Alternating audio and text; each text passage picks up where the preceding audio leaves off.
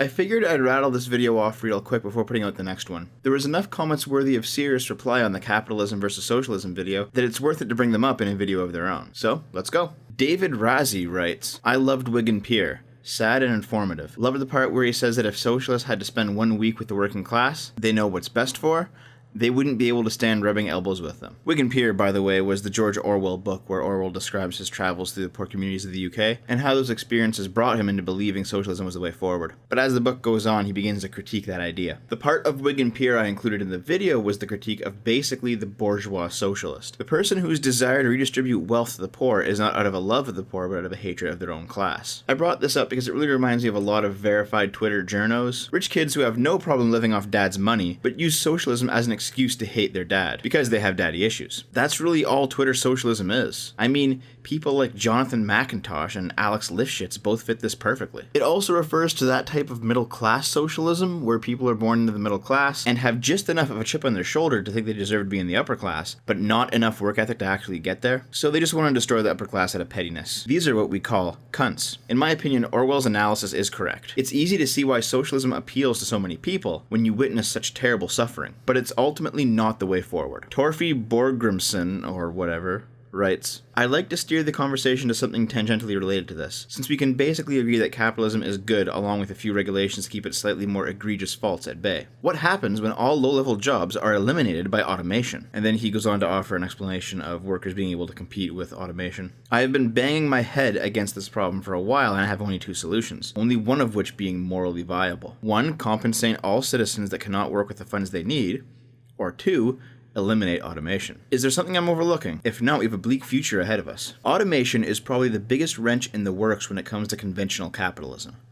Conventional logic about advancing technologies always assumed that new industries to support new technologies would provide just as many jobs as the old industries did, so that even though there would be a rough transition period, society would ultimately benefit from the new technology. A great example of this is the swap from horses to automobiles. When it became clear that automobiles were the way forward for transportation, the industries surrounding horses basically collapsed. People working in horse breeding, feeding, shoeing, stabling, and so on, pretty rapidly found themselves out of jobs. But the new job network that was created to support the automobile created just as many, if not more jobs. The assembly line, the mechanics, the transportation and distribution of fuel, plus all the industries that sprung up from faster travel, trucking, shipping, delivery, tourism, modernization of roads, and so on. The destruction of the industries that relied on horses was ultimately a net good. And in fact, governments that used protectionist measures to prop up horse-related industries and ban widespread use of autos, like the UK for a short period of time, found themselves significantly further behind in regards to transportation as a result. What generalized lesson we can take from this is that even though it may be rough on some people, maybe even a lot of people, stifling technological advancement to protect industries is a massive setback for society long term, but also that the jobs created by advancement generally replace over time the jobs lost. Regarding automation, we can agree that the first part of that rule still applies. Stifling technological advancement to protect industry would be a massive setback for our society, especially when other nations who have no qualms about impoverishing their populations with massive unregulated automation finally develop the means to do so. These nations will completely crush Western liberal democracies with their productive output, as well as crush their own populations, if Western liberal democracy does not solve the automation problem. But the second part of the rule may not apply. It's not guaranteed the new generation of industry generated by widespread automation will create at least an equal number of jobs to the amount lost to automation. So we're stuck in a bind. We need automation, but adopting it will destroy our workforce. I'm not sure if a universal basic income is the right solution, but at the very least, it addresses the right problem, unlike the terrible solution of banning automation entirely. But I think humanity has confronted something like this before, during the massive transition between hunter-gatherer societies and agricultural societies. We can describe production as a ratio of time spent with goals achieved. In the distant past, hunter-gatherer societies basically survived day to day. They would spend large portions of their day hunting animals or collecting vegetables, and generally the day afforded them just enough time to collect everything they needed to survive for that day, or maybe a few days into the future, but nothing beyond that. When civilization stopped being nomadic and started building simple villages, the ability to farm crops and livestock created more food than before. The same amount of time is spent by both the farmer and the nomad, but the farmer has more food for his effort. This excess food is basically what allowed modern civilization to begin, because it allowed for 2 types of people who do not contribute directly to either food production or defense to serve society and not starve. People who run simple governments, generally a noble class, and people who study the world, generally a priestly class. These people do not generate food with their work, they only consume it, but they do enrich society in other ways, and the society is better off for it. Even in modern times, there are so many jobs out there that have nothing to do with the basic upkeep of society, but if we didn't have those jobs, our lives would be significantly lower in quality. I'm talking musicians, authors, programmers, lawyers, actors, artists, YouTubers. This is the classic arts versus STEM argument. STEM runs the world, but arts makes it worth running at all. Over long periods of time, the percentage of people dedicated to society's basic upkeep dwindled, and each time this happened quickly, society underwent a shock. The economy was upheaved as a new standard settled into place. People suffered, but not in the long term. I think this is what will happen regarding automation. People who own the automated factories cannot simply hoard all money in perpetuity, because then nobody would be able to buy their goods. At the same time, the government cannot simply just take all the money from the factory owners and give it to the jobless either, not without using force on them and turning into a totalitarian state. I think in the long term, meaning not in our lifetime unfortunately, society will again readjust to a new economic standard. It won't be an entire species of poor people for the next few million years due to automation. I think that the people who would have worked in manufacturing, who no longer can due to automation, and yet who still don't join the workforce in the new jobs created by automation, will still have roles to play in the new economy. But those roles will involve developing new areas of human interest, and trading that value with the people who still work in practical jobs. Just like the priests and the nobles ate the farmers' food, but still contributed to society in other ways that were far more beneficial than food production. I'm not saying this process will be easy. I'm not even saying that everybody will survive it. I'm saying that it's probably the only way forward if you want Western liberal democracy to remain intact. Frankly, it's the least amount of long-term suffering available to us, but our generation is going to have to bear the largest cost. Barrow45 writes, "Democracy is non-negotiable." And I replied, "Better dead than red."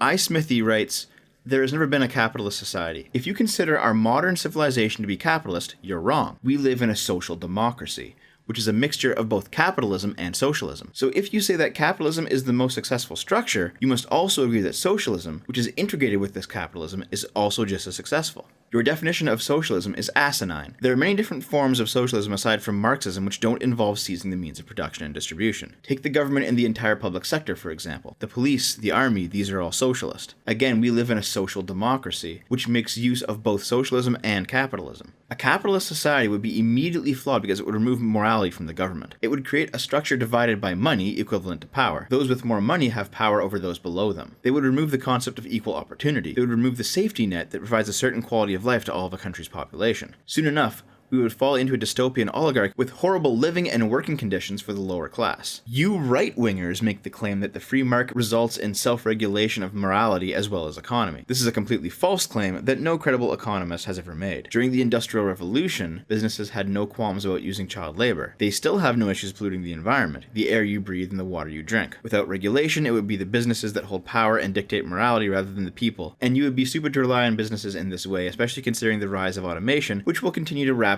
reduce employment. The fact is that a country has to be regulated by a government, which means social integration. Your idealism about capitalism is just as flawed as the idealism about Marxism was before the uprising of the communists. Now, a few other people have posted similar comments, so I'm going to try to address them all here. This idea that a capitalist economy with government regulation is the same as socialism, or is a capitalism and socialism mix, is simply incorrect. Socialism refers to the social ownership of the means of production. That is the definition. And let's be frank, that means government ownership of the means of production, because the government is the representative of the people, and you can't have a mob of people owning shit without appointing some type of leader. So in practicality, socialism does refer to government ownership of the means of production, not government regulation, or even partial government participation in the economy. These are different ideas than socialism. Government regulation is when private business is legally mandated to maintain a minimum standard for the public good. So things like health regulation on food is not government ownership of the means of production. It's government regulation of the privately owned means of production. This is not socialism. Government partial participation in the economy is when private businesses exist and remain private, but the government decides to use its own resources to build its own competitor in that market. So things like a national post service is not government ownership of the means of production. The government has built its own means of production to compete alongside the privately owned means still within the marketplace, but it has not seized those privately owned means for its own use. This is still not socialism.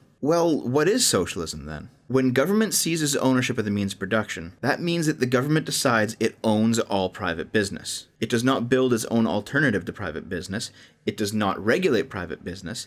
It takes over private business, often unjustly, and without compensation to the owners of that business. This is socialism. So when people talk about places like Canada or Sweden or the UK being socialist democracies or combinations of capitalism and socialism, my only reply to that is just no. Having a healthcare service is not socialism. Regulation is not socialism. These things are still within the realm of capitalism. A total lack of these things refers to laissez-faire capitalism, where the government simply does not give a shit about the economy. But regulated capitalism is still capitalism. In fact, a serious danger of laissez-faire capitalism and why capitalism needs regulation is the concept of the monopoly. A monopoly in a market where one competitor owns the entire market, or alternatively a small group of competitors decide to stop competing with each other and rig the market in their collective favor, represents a situation where unregulated capitalism fails to act in the interest of the public good. Regulation, in this instance, is the opposite of socialism. Rather than the government owning the means of production, the government is forcing the market to allow competitors to compete, in situations where one competitor owns the entire means of production, and all new competitors to the market can no longer function based on the validity of their product. If a society were socialist, it would simply seize the monopoly for itself, but regulated capitalism intervenes to allow the market to function like a market again.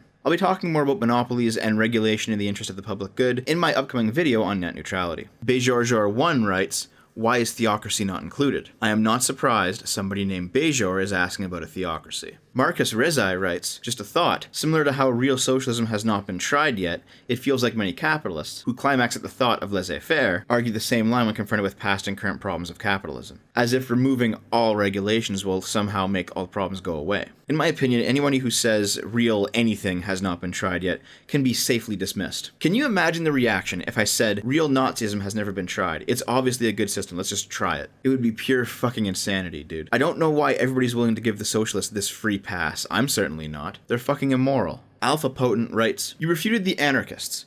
But what about the anarcho-capitalist perspective? I mean, if the society agrees enough to vote in an ANCAP majority, 50% already agree with the NAP, so any revolutions are improbable since it's unlikely that in this day and age a modern country would let its majority be suppressed. Dude, I don't want to sit in my house and claim it as my property 24/7. And don't say some shit like private security companies will do it for you, because those won't exist. Those people will have their own houses to take care of. They won't want to be there protecting yours. Unless, of course, you intend to start giving them room and board at your place in compensation for them defending your land, and oops, it looks like we've got feudalism all over again." Brocialist Party of America writes, a lot of stuff. This guy is quite literally the angry middle-class socialist Orwell described. He's good for a laugh, but there's honestly not much to reply to here. There's so much delusion. Socialism doesn't believe in great works. Reality says otherwise, you dumb piece of shit. Remind me again who developed the first satellite, put the first humans and animals in space, and invented cell phones and laser eye surgery?